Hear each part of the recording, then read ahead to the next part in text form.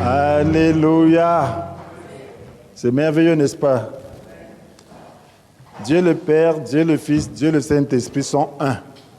Si tu as vu l'un, tu as vu l'autre. Amen. Nous avons magnifié Dieu ce matin. Et il va maintenant nous parler.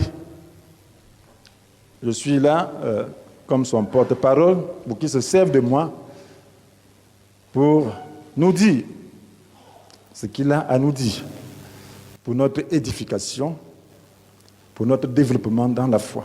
C'est pour cela que je demande à son Esprit Saint de me soutenir selon la promesse du Seigneur, que c'est lui qui parlera au travers de nous, qu'il parle maintenant, qu'il nous enseigne et que vos cœurs puissent recevoir la parole. Que cette parole déclarée puisse accomplir le dessein de Dieu, puisse accomplir le but que le Seigneur s'est fixé. Je suis à sa disposition, que ma bouche, ma pensée, tout ce que je suis, puisse être à sa disposition. Que le Seigneur vous bénisse.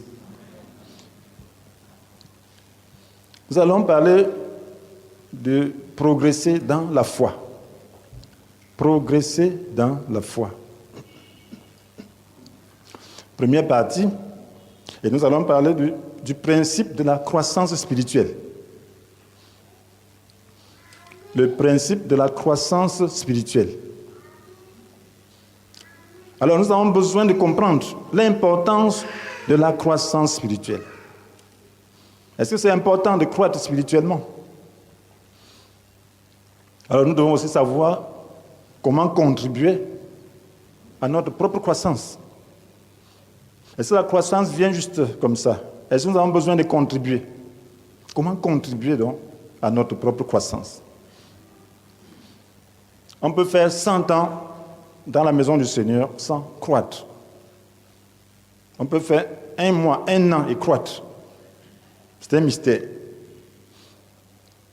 Donc nous avons besoin de comprendre quelle est notre contribution pour que nous puissions croître dans la foi. Pendant le culte qui était spécial, le culte de guérison, nous avons compris que Dieu aime l'homme et qu'il l'a créé par amour et qu'il a voulu qu'il participe à son bonheur. Mais Dieu tient à l'obéissance. Dieu tient à ce que nous soyons obéissants.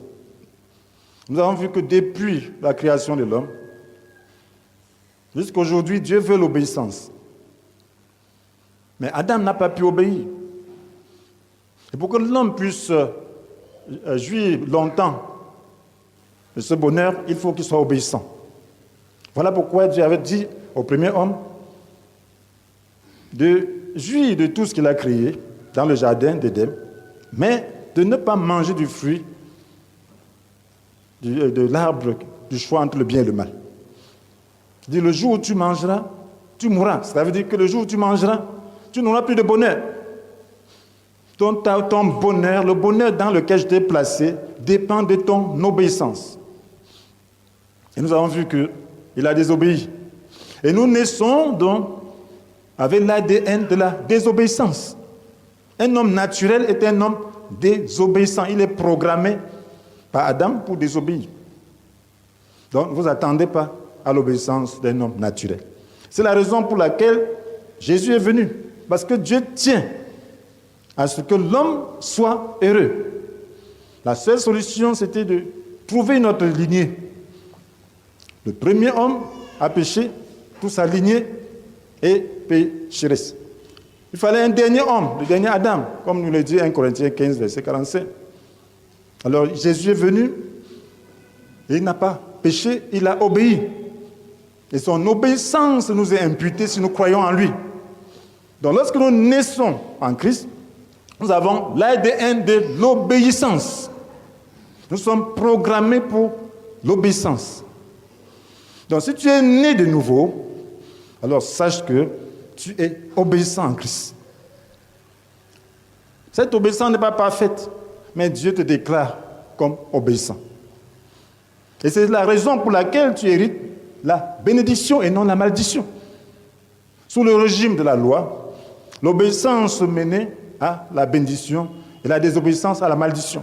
Mais sous le régime de la grâce, puisque nous sommes des êtres obéissants, le Seigneur dit « Et je ne tiendrai plus compte ni de leurs péchés ni de leurs fautes. » C'est ce que nous dit Hébreux 10, verset 17.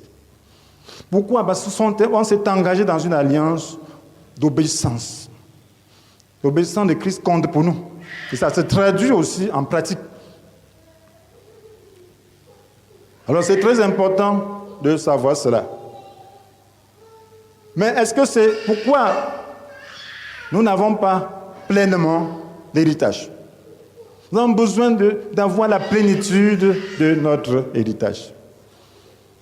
Et pour que nous puissions avoir la plénitude de notre héritage, nous avons besoin de grandir. Parce qu'on ne fait pas jouir l'héritage à un enfant. Un enfant ne peut pas utiliser son héritage. Ce sont les autres qui l'utilisent pour lui. La Bible nous dit dans Galates chapitre 4, verset 1, « Aussi longtemps que l'héritier est un enfant, il ne se distingue en rien d'un esclave, bien qu'il soit le propriétaire de tout le patrimoine. » Galates chapitre 4, verset 1. « Aussi longtemps que l'héritier est un enfant, il ne se distingue en rien d'un esclave, bien qu'il soit le propriétaire de tout le patrimoine. » Cela veut dire que ta croissance spirituelle te permettra d'avoir la plénitude de la promesse de Dieu. C'est ta croissance spirituelle qui te permettra de connaître ce bonheur dans sa plénitude. Nous sommes pleinement comblés, mais il nous faut croître pour être libres. Pour ne pas passer le temps à dire à Dieu, Dieu, fais ceci en pleurant. Non, un héritier a quelque chose, a l'héritage en possession. Lorsqu'il veut quelque chose, il prend. Lorsqu'il veut quelque chose, il dispose son héritage comme il veut. Mais un enfant, qu'est-ce qu'il fait? Il dit, papa, j'ai besoin de ceci. Papa, j'ai besoin de ceci tous les jours. Et il le demande même en pleurant. Parce qu'il sait lui-même qu'il n'a pas assez. Donc lorsque tu grandis spirituellement, alors tu arrives au niveau où tu as assez. Ce dont tu as besoin, tu prends. Tu prends. Parce que Dieu l'a déjà disposé pour toi. Mais il faut grandir pour pouvoir faire cela. Donc voilà pourquoi il est important pour nous de comprendre le processus du changement de cœur. Parce que nous avons vu que la nouvelle naissance nous donne un nouveau cœur. Dans 2 Corinthiens chapitre 5, verset 17, la Bible nous dit que celui qui est uni au Christ est une nouvelle créature. Ce qui est ancien a disparu, ce qui est nouveau est déjà là. Ce qui est ancien, ce qui était adamique, l'ADN d'Adam a disparu. Ce qui est nouveau, l'ADN de Jésus est déjà là. Ça veut dire que l'obéissance est déjà en toi. Le nouveau cœur est déjà là. Mais quel est le processus de son développement? Nous avons besoin donc de comprendre aussi comment préserver ce cœur. Et comprendre donc que c'est en se faisant que la croissance devient possible. Dans le processus du changement de cœur, comment Dieu procède pour changer notre cœur? En comprenant cela, alors notre foi grandira. Comment est-ce qu'il procède? Donc nous avons besoin de croître. L'apôtre Pierre, autant pour moi, dans sa dernière recommandation, a conseillé les chrétiens, nous les chrétiens, une chose. Dans 2 Pierre chapitre 3, verset 18,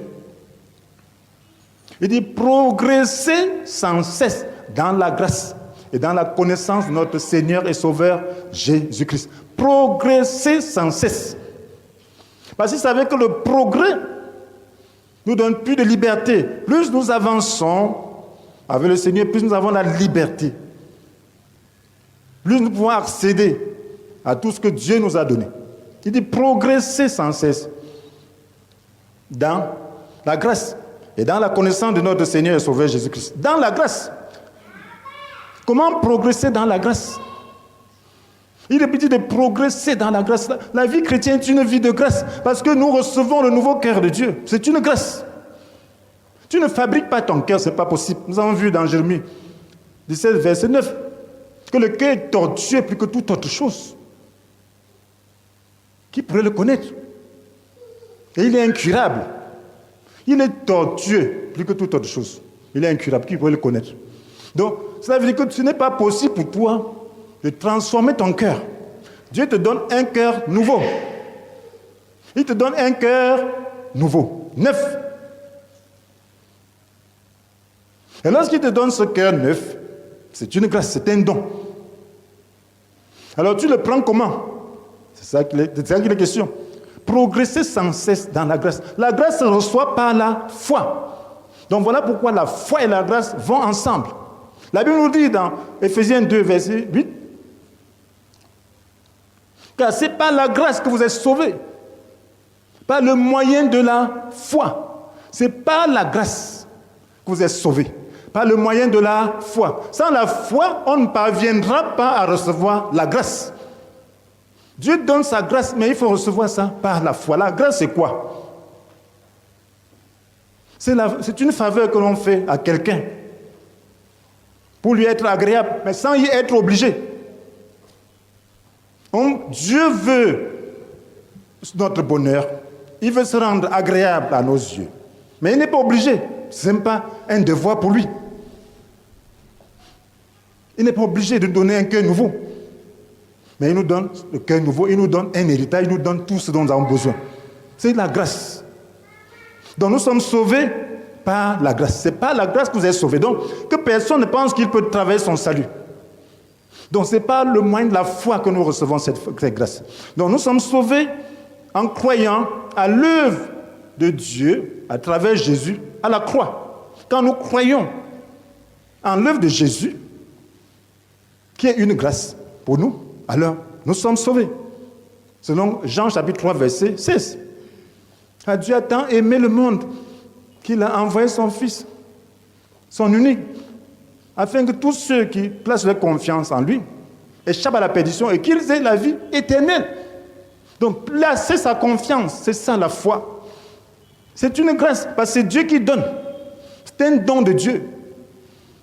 Ce n'est pas le fruit d'œuvre que nous aurons accompli, c'est un don de Dieu. Donc le salut est un don de Dieu. Maintenant, nous avons eu le salut sans aucun travail. Comment allons-nous progresser? Alors, nous avons le salut par la foi, par la confiance en Jésus-Christ. Amen. Maintenant, est-ce que la progression dans ce salut, dans la foi, alors, demande un travail particulier? C'est ça que nous devons comprendre. Comment procédons-nous? Amen. Alléluia.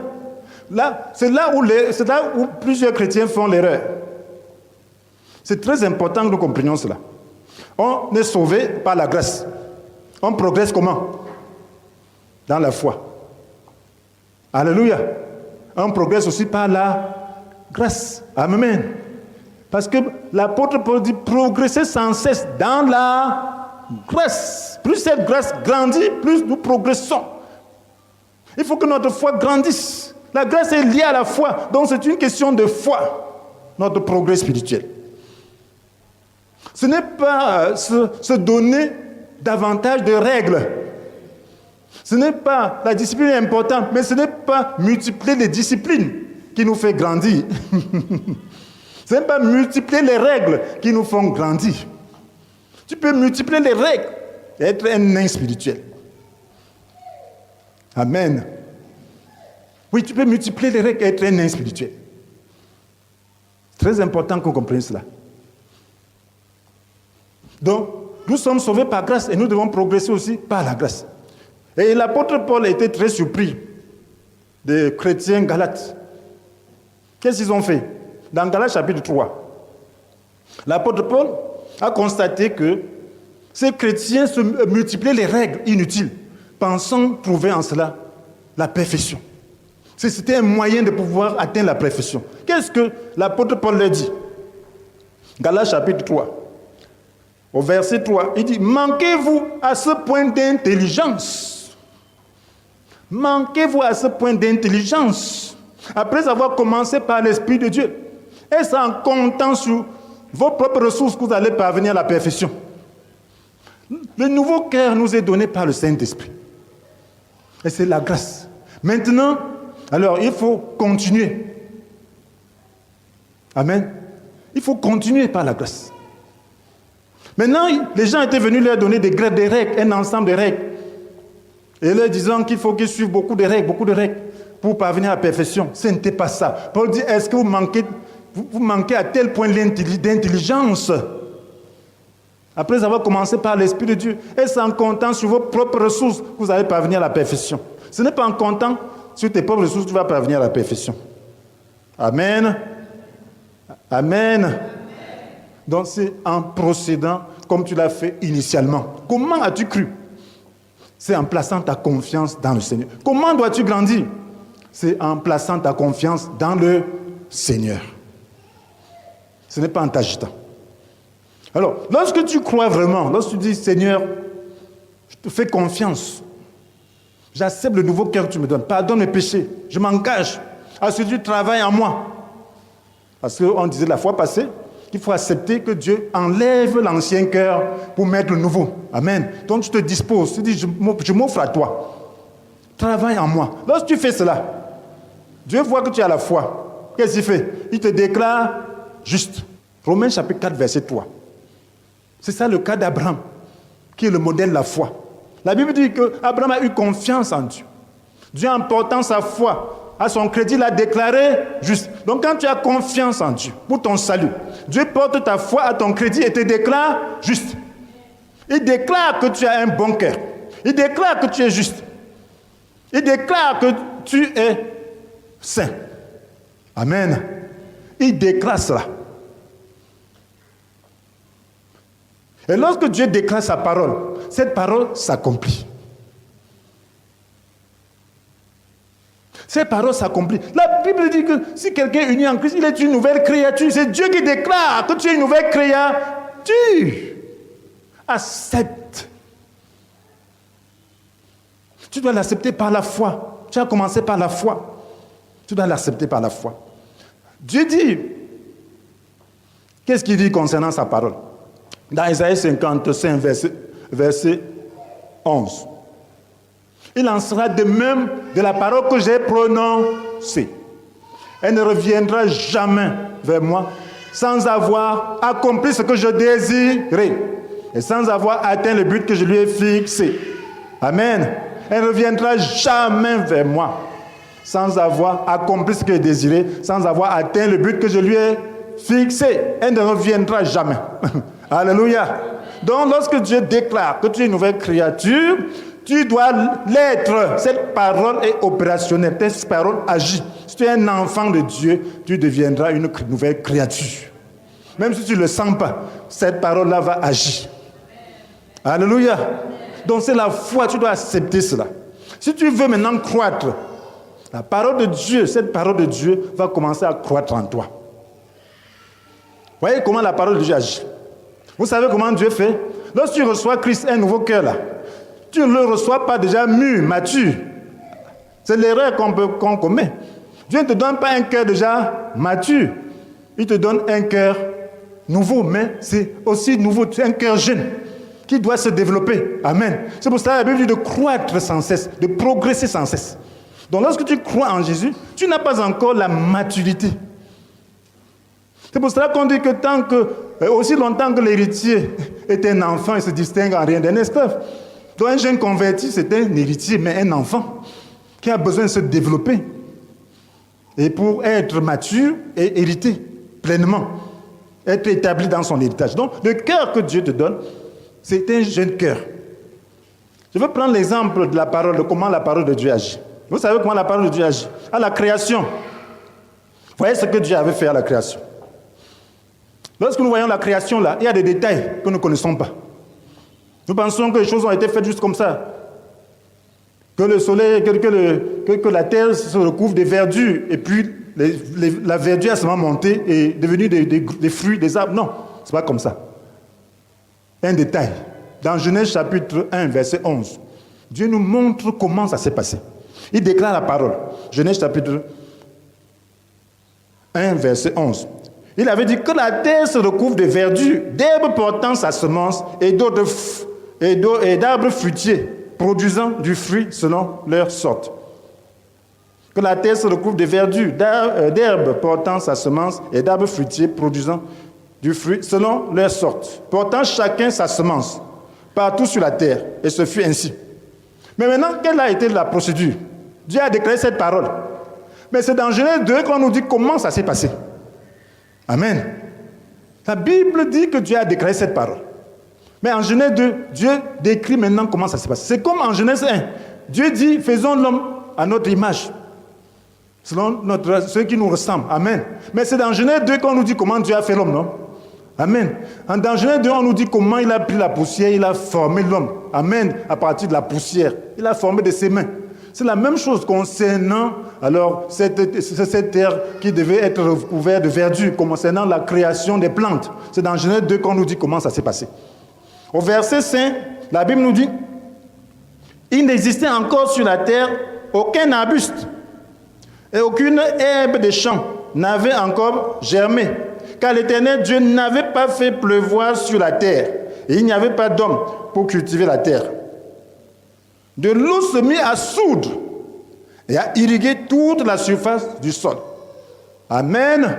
Cela veut dire que Dieu, cette parole a créé les semences. Dieu n'a pas créé des arbres déjà matures. Il a créé des semences. Il fallait maintenant de l'eau pour faire germer cela. Dieu a fait soudre de l'eau de la terre pour permettre la germination et la maturation de ces semences. Amen. C'est la même chose. Quand Dieu dit que tu as un cœur nouveau, c'est comme une semence. Lorsque tu reçois Jésus, c'est comme une semence de vie. Cette vie a besoin de se développer. Et qu'est-ce qu'elle a besoin de quoi pour se développer? De l'eau, de l'esprit. Amen. De l'eau, de la parole. La parole, esprit et vie. Ce n'est pas l'ensemble des règles, des doctrines qui vont te faire développer. C'est la parole, esprit et vie. Cette parole qui atteint son cœur et t'amène à une attitude, de confiance, t'amène à une communion, développer une plus grande communion. C'est ça qui te fait croître. Ne vous intéressez pas aux doctrines. Tout ce qui est doctrinal extérieur, là, ça n'a pas d'importance. Ce dont tu as besoin, c'est un cœur nouveau et mature. Et aller selon la conviction de l'Esprit de Dieu. Tu peux avoir les meilleures doctrines du monde et faire toutes sortes de pratiques, de règles, mais ne pas être en mesure de porter, même ce serait qu'un petit bout de croix. Ta chair étant très gonflée. Alors ça a fait quoi donc dans ta vie? Tu es toujours un bébé spirituel. Alors c'est cette croissance qui est importante. Lorsque Jésus viendra, il viendra chercher le cœur pur. Heureux ceux dont le cœur est pur, car ils verront Dieu. Tu as besoin du cœur pur. Tu as besoin donc que la parole qui a été déclarée dans ta vie croisse. Parce que cette parole qui a été implantée dans ton cœur, comme Jacques le dit, elle peut croître et t'amener au salut. Et il faut qu'elle croisse et qu'elle t'amène à la perfection. Il faut qu'elle croisse et t'amène à la maturité. Il faut qu'elle croisse et t'amène à l'état d'héritier mature. Et lorsque tu as atteint ce niveau, tu es heureux. Donc, pratiquement, comment ça se passe la nouvelle naissance? Le nouveau cœur là. Alors, nous allons donc voir le correspondant du nouveau cœur, du cœur nouveau, dans la nouvelle alliance. Comment nous obtenons ce nouveau cœur? Le Seigneur a dit dans Ézéchiel 36, oui, qu'il répandra sur nous une eau pure, ainsi de suite, qu'il enlèvera de notre cœur, notre cœur dur comme la pierre, nous donnera un cœur de chair. Comment le fait-il? La Bible nous dit dans Romains chapitre 6, verset 5, car si nous avons été unis à lui par une mort semblable à la sienne, nous le serons aussi par une résurrection semblable à la sienne. Donc, la nouvelle naissance consiste à être uni à Jésus. Amen. Tu reçois Jésus, tu es uni à lui. Et maintenant, tu connais sa mort. Tu t'identifies donc à sa mort. Sa mort devient la tienne. Et c'est cette mort-là qui enlève le cœur d'Adam en toi. Amen. Et maintenant, tu ressuscites. Et c'est cette résurrection qui te donne l'ADN, le nouveau cœur. Lorsque tu crois en Jésus, c'est des choses qu'on doit accepter par la foi. Lorsque tu as cru en Jésus, tu dois savoir que tu es mort. Amen. Tu es mort en Adam. Tu es mort à la chair. Et tu es ressuscité en Jésus.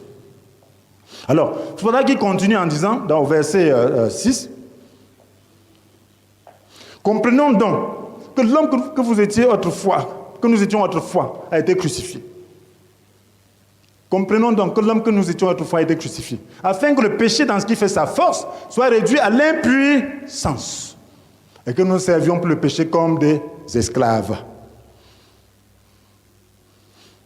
Donc un vrai chrétien est quelqu'un qui est crucifié. Le vieil homme est crucifié, le vieux cœur est crucifié. Tu dois accepter cela. La Bible te dit d'accepter ça par la foi.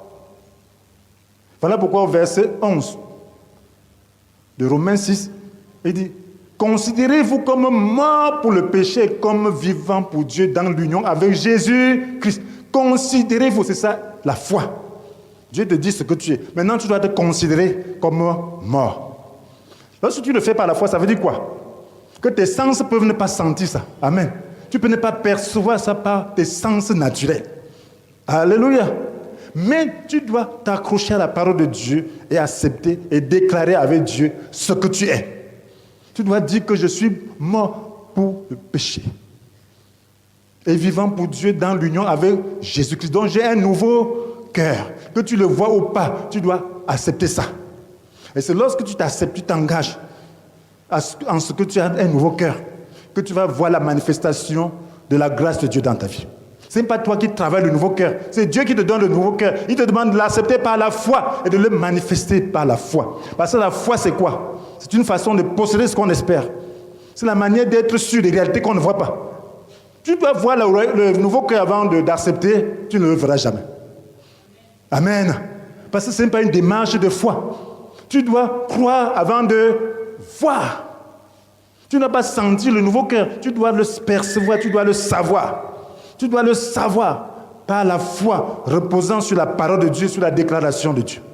Et comme Dieu a déclaré cette parole, sache que le nouveau cœur donc est en train de se développer dans ta vie. Donc tu reçois le nouveau cœur comme une semence. La parole de Dieu est une semence dans ta vie.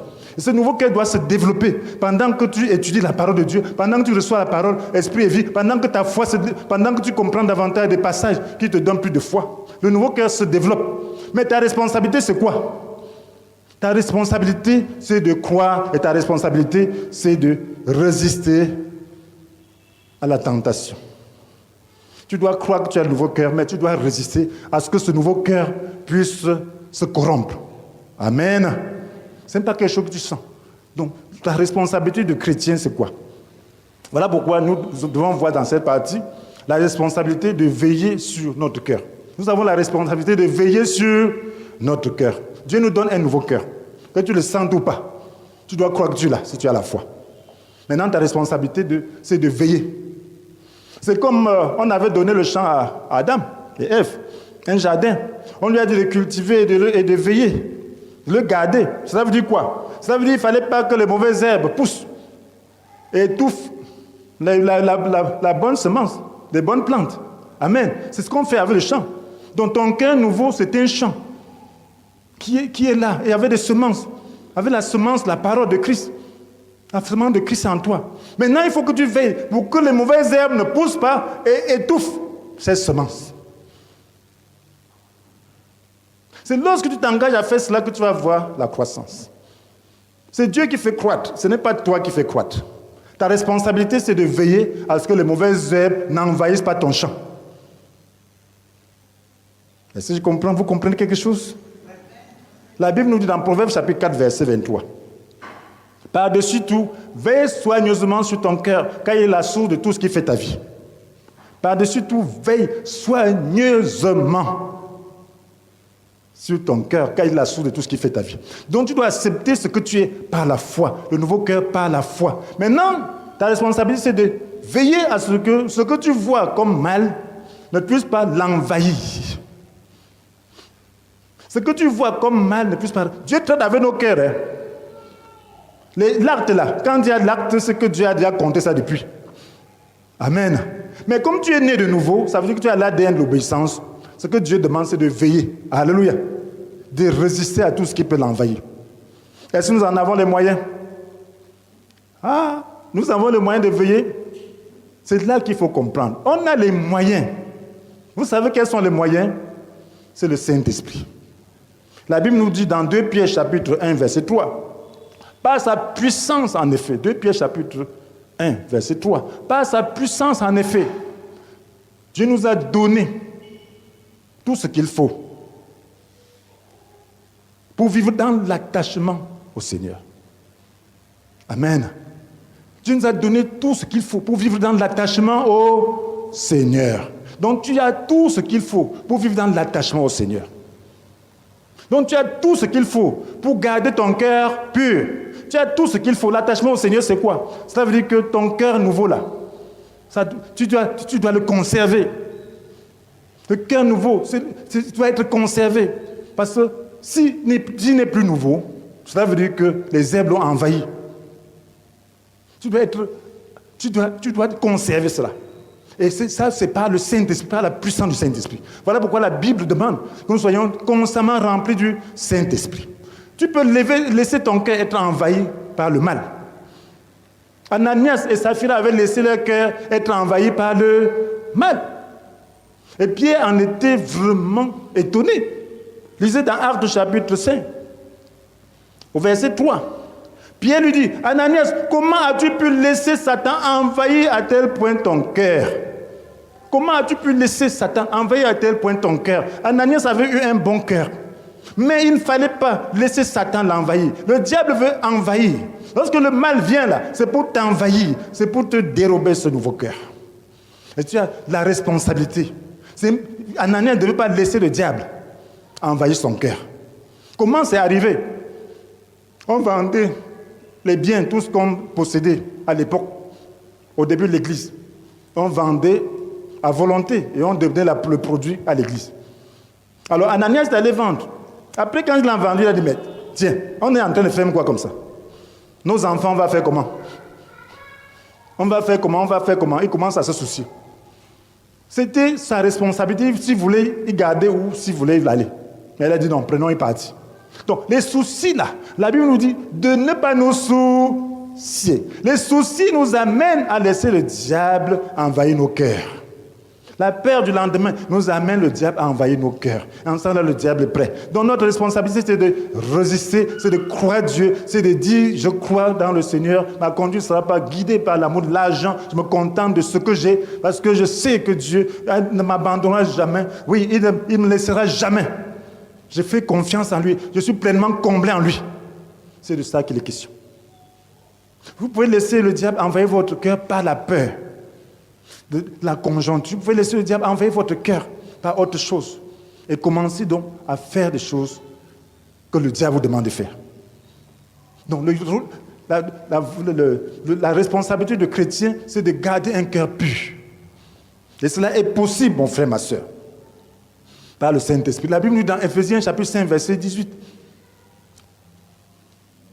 Ne vous enivrez pas de vin, ça vous conduira à une vie de désordre. Laissez-vous constamment remplir par l'Esprit Saint. Amen. Constamment. Pour chasser le diable. Par sa puissance, en effet, Dieu nous a donné tout ce qu'il faut pour vivre dans l'attachement au Seigneur. Sa puissance, c'est le Saint-Esprit. Donc, nous avons besoin d'avoir confiance en l'Esprit de Dieu. De nous connecter à la grande puissance de Dieu. Pour veiller sur notre cœur. Pour dire non à l'envahisseur. Pour dire non au diable. Pour dire non au tentateur. Pour dire non à l'immoralité. Pour dire non à tout ce qui veut nous conduire à l'envahissement. Et c'est pour cela que la Bible nous dit dans Colossiens chapitre 3, verset 5. Faites donc mourir tout ce qui dans votre vie appartient à la terre. Faites donc mourir tout ce qui dans votre vie appartient à la terre. C'est quoi? Ça dit l'inconduite, l'impureté, les passions incontrôlées, les désirs mauvais et la soif de posséder qui est une idolâtrie. Donc la Bible dit que nous avons le pouvoir de faire mourir tout cela. C'est possible. Voilà le défi que le chrétien a. Le chrétien qui ne veille pas suffisamment sur son cœur ne laissera pas un environnement propice à sa foi de grandir. C'est comme un champ qui est rempli de mauvaises herbes. La semence est là. Et vous semez peut-être le maïs et laissez les mauvaises herbes pousser. Ces mauvaises herbes vont pousser vite. Hein. Si vous laissez ces mauvaises herbes sans sacrer votre champ, vous ne récolterez pas de maïs. Ce maïs ne parviendra jamais à la maturité. C'est la même chose. Un chrétien qui ne veille pas sur son cœur ne pourra pas grandir dans la foi. Un chrétien qui ne résiste pas à l'inconduite. Oui, à l'impureté. Oui, aux passions incontrôlées. Vous voyez, les passions de football. Il y a des chrétiens, lorsqu'il y a le football, ils ne viennent pas à l'église. Hein? Ça, c'est des passions incontrôlées. Il y a des chrétiens, lorsqu'il y a football et prière, ils sont réguliers aux prières, mais ils ne viennent pas à la prière le jour-là. Hein? Ça, c'est ce qu'on appelle les passions incontrôlées. Ce sont les passions qui te contrôlent en ce temps-là. Tu dois contrôler tes passions. Quand la trompette sonnera, je crois qu'il y aura un grand match de football au niveau mondial pour piéger les gens, pour piéger ceux qui ont des passions incontrôlées. Il y a beaucoup de choses. Donc un chrétien doit compter sur le Saint-Esprit pour faire mourir tout ça. Amen. Oui, il faut même faire mourir. Le football n'a rien de mauvais. Mais lorsque ça te contrôle, c'est mauvais. Alléluia. Quand c'est ça qui te contrôle, c'est mauvais. Tu dois être rempli de l'esprit et être maître de toi-même. Alléluia. Dis que je regarde, je ne regarde pas. Oui, tu choisis, je peux regarder, je peux ne pas regarder. Alléluia. À ce moment-là, peut-être l'esprit peut être un fardeau dans ton cœur de prier. Tu vas prier. Et peut-être c'est ta prière qui va faire gagner parce que Dieu veut peut-être élever la nation. Alléluia. Mais maintenant, pendant que tu es... Au lieu de prier, tu es là pour regarder comme ça. Dieu peut même frapper pour te punir parce que tu es devenu idolâtre. Alléluia. Oui, il dit que vous ne méritez pas ça. Alléluia. Que vous les chrétiens, vous devez être en train d'intercéder pour le pays. Vous êtes là pour regarder. Oh, fou pas. Au lieu de prier. Il n'y a personne pour prier. Donc, si Dieu n'est pas contre ça, mais chaque chose doit avoir sa place. Alléluia. Nous sommes le sel de la terre, la lumière du monde. Donc, nous devons avoir la possibilité, la capacité de faire mourir ces passions. Et ces passions-là, lorsque tu as, ce n'est pas facile. Hein. C'est un géant. Donc, mieux vaut développer sa foi et ne pas avoir ça. Alléluia. Et voir ces choses à leur juste valeur et être libre de ça. Donc, c'est important, mes frères et sœurs. Ce sont des choses très, très importantes. Voilà pourquoi la Bible nous dit dans Romains chapitre 8, verset 13, que si vous vivez à la manière de l'homme livré à lui-même, vous allez mourir. Ça dit spirituellement. Mais si par l'esprit, vous faites mourir les actions mauvaises que vous accomplissez dans votre corps, vous vivrez. Amen. Ce n'est pas l'esprit. Donc la priorité du chrétien, c'est l'esprit. La propriété du chrétien, c'est la plénitude de l'esprit. Tu dois être rempli de l'esprit. Si tu es rempli de l'esprit constamment, en résistant aux mauvaises herbes, en résistant à l'envahisseur, parce que tu as l'autorité sur lui. Oui, on a l'autorité de marcher sur les serpents, les scorpions, et d'écraser toutes les forces de l'ennemi. Les forces de l'ennemi, là, c'est aussi le péché, le mal qui vient là. Tu as l'autorité, tu dois écraser, refuser. Que tu n'entres pas dans mon champ. Tu arraches les mauvaises herbes que Satan plante. Tu les jettes. Alors tu donnes un environnement au nouveau cœur d'émerger et de devenir mature. À un moment donné, tu vas plus continuer à faire des prières de bébé. Amen. Quand tu as un problème, tu commandes. Amen. Oui, tu commandes parce que tu as accès. Tu as accès à la puissance de Dieu. Tu as accès à l'héritage. Et tu es libre. Tu peux marcher dans la liberté. Voilà la liberté que Dieu te donne. Alléluia. Donc, cet environnement permet donc à ce cœur de se développer. De même que lorsque tu sèmes de maïs ou une autre plante dans ton champ, tu as besoin de désherber pour que cette plante puisse s'épanouir et parvenir à la maturité. Et c'est la raison pour laquelle Jésus dit, dans Jean chapitre 15, verset 5, il dit, je suis le cep de la vigne. Vous en êtes les sarments. Celui qui demeure en moi et en qui je demeure portera du fruit en abondance. Car sans moi, vous ne pouvez rien faire. Demeurer là, c'est garder son cœur pur. Amen. Demeurer là, c'est empêcher l'envahisseur d'envahir ton cœur. Demeurer là, c'est refuser tout ce qui est immoralité, l'impureté, tout ce qui est passion, tout ce qui est soif de posséder. Refuse ça. Tout ce qui est inquiétude, refuse par l'esprit. Là, ça te donne un environnement qui permet que tu croisses. Tu vas porter du fruit. Est-ce que c'est l'immaturité qui porte du fruit? C'est une plante mature qui porte du fruit, non? Ça veut dire que tu vas croître et devenir mature et porter du fruit. Et lorsque tu portes du fruit, tu es mature. Alléluia. C'est ça, mon frère, le chemin de la maturité. Le chemin de la maturité, ce n'est pas s'efforcer à multiplier les règles. C'est résister à la tentation. C'est grandir dans l'amour. Résister à la haine. Résister à tout ce qui se passe dehors. Résister à tous les vents de ce monde. Résister à la culture, à l'environnement. Il y a un environnement aujourd'hui. Tu résistes à tout ce qui est négatif. Tu résistes que ça n'entre pas dans ton cœur. Amen. Et là, tu crées un environnement où ton cœur grandit et devient mature. Et lorsque tu es mature maintenant, tu as l'héritage. Donc pour nous résumer, mes frères et sœurs, amen. Nous, si nous sommes vraiment en Christ, cela veut dire que nous avons l'ADN de l'obéissance. Amen. Nous avons l'ADN de l'obéissance. En réalité, Dieu ne tient plus compte ni de nos péchés, ni de nos fautes. Parce que nous avons l'ADN de l'obéissance. Donc, nous ne sommes plus sous la malédiction.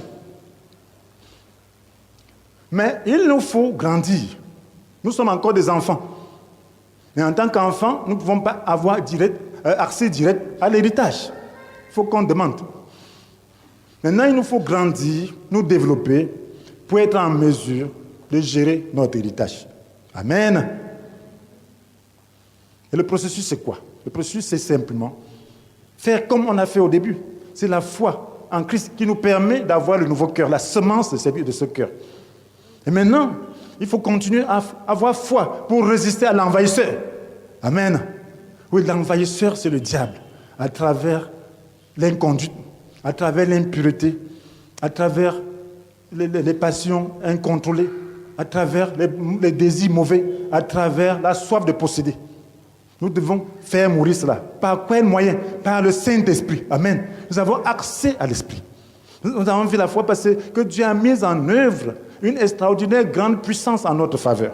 Nous sommes même assis dans le lieu céleste en Jésus-Christ. Donc nous avons autorité sur ces choses. Amen. Sur tout ce qui est satanique, nous avons autorité. Mais par le Saint-Esprit. Et si nous le faisons, nous faisons constamment. Parce que même les réunions là, c'est simplement pour résister, avoir la possibilité de se charger davantage et de se rappeler de la parole de Dieu pour résister. Amen. Oui, c'est le but des réunions. Se réchauffer, recevoir. Parce que quand on vient ensemble, la lumière est plus grande et l'esprit est plus grand. Et nous nous saisissons de ça pour pouvoir résister au diable et grandir, créer un environnement de croissance. Et lorsque nous lisons, nous prions, c'est toujours dans ce but. Donc, si nous le faisons, la croissance viendra d'elle-même, parce que c'est Dieu qui fait croître. Il a planté un cœur nouveau en nous. Nous devons sacler, notre responsabilité c'est de sacler, et lui fait croître. Nous devons aussi arroser par la parole de Dieu et l'esprit, et lui fait croître. C'est plus lui qui vient prendre l'esprit pour nous donner, parce qu'il a déjà libéré l'esprit. C'est à nous d'avoir soif, amen, et de manifester l'esprit. Si nous le faisons, à un moment donné, nous allons voir que nous avons la foi pour vivre normalement dans ce monde. Alléluia.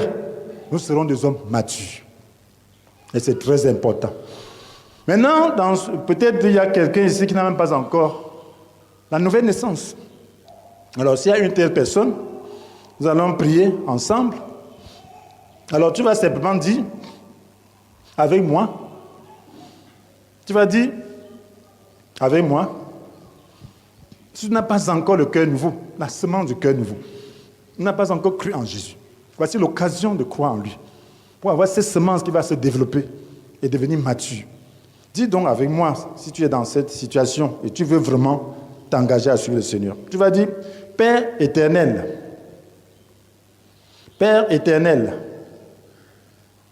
je reconnais que mon cœur est tortueux et incurable, et que je n'y peux rien. Pardonne mes péchés et donne-moi ta vie en ton Fils Jésus. Seigneur Jésus, viens demeurer en moi pour l'éternité. Je te reçois, Seigneur, avec joie. Amen. Une offrande d'acclamation au Seigneur.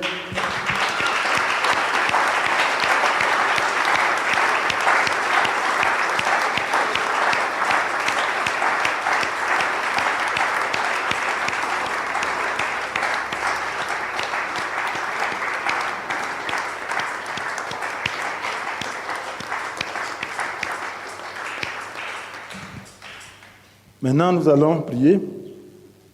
Chantons un petit chant et nous allons prier.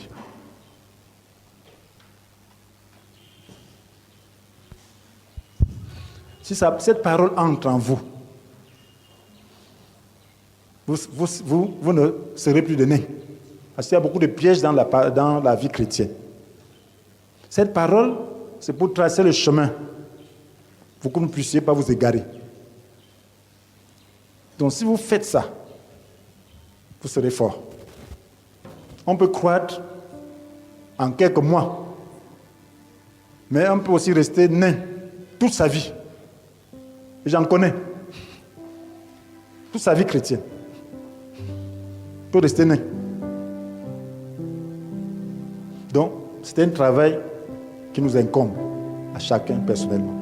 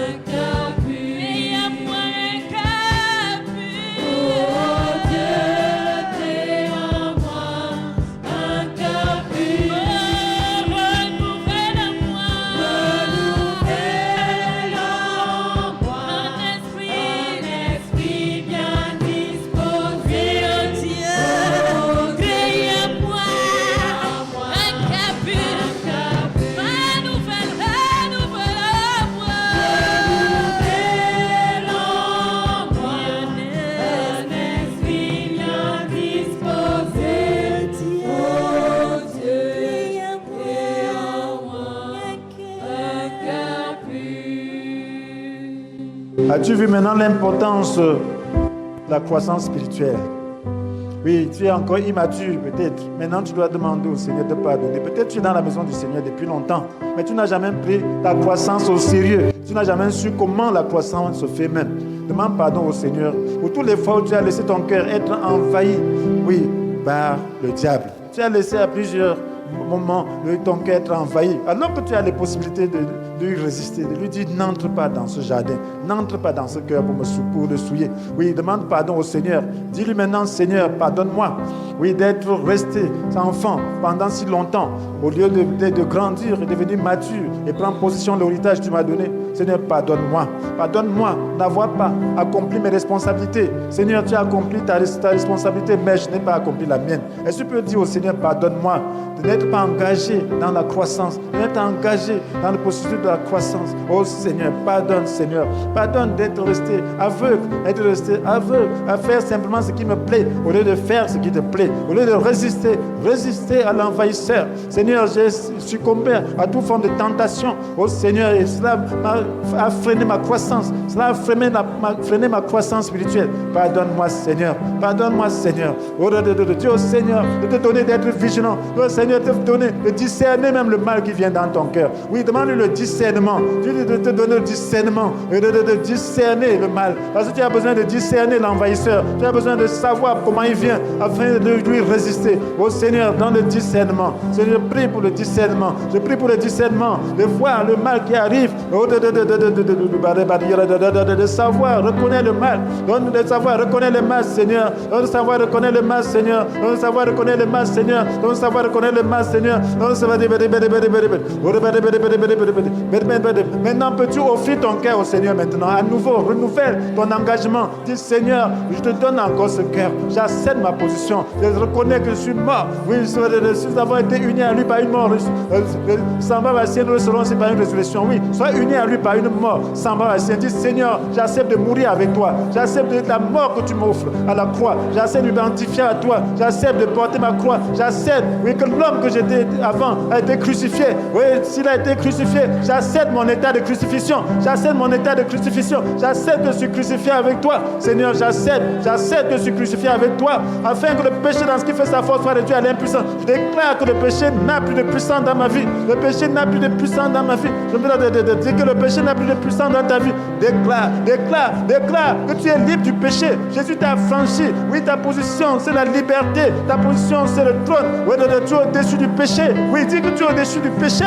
Oui, tu as l'autorité sur le péché. Oui, tu peux lui résister. Oui, tu peux te défaire du péché. Oui, dis que tu es au-dessus du péché. Oui, l'inconduite n'est pas ta part. Tu as l'autorité sur l'inconduite. Oui, dis que tu fais mourir l'inconduite dans ta vie. Tu fais mourir les pensées d'inconduite dans ta vie. Tu fais mourir la pornographie dans ta vie. Tu fais mourir l'impureté dans ta vie. Tu fais mourir la passion incontrôlée dans ta vie. Tu fais mourir le désir mauvais dans ta vie. Tu fais mourir la soif de posséder dans ta vie. Tu fais mourir tout ça dans ta vie. Accepte de faire mourir. Oui, reçois maintenant l'Esprit. Dis, Seigneur, j'accepte d'être rempli de ton Esprit Saint. Remplis-moi de ton Esprit Saint afin que je puisse faire mourir efficacement, oui, tous ces désirs. Oui, Seigneur, je reçois la plénitude que tu m'offres. Oui, Seigneur, manifeste, Seigneur, mon Dieu, ta grâce dans ma vie. J'accepte l'Esprit que tu m'as donné. J'accepte l'Esprit que tu m'as donné. J'accepte, Esprit de Dieu, remplis ma vie. Laisse pas d'espace.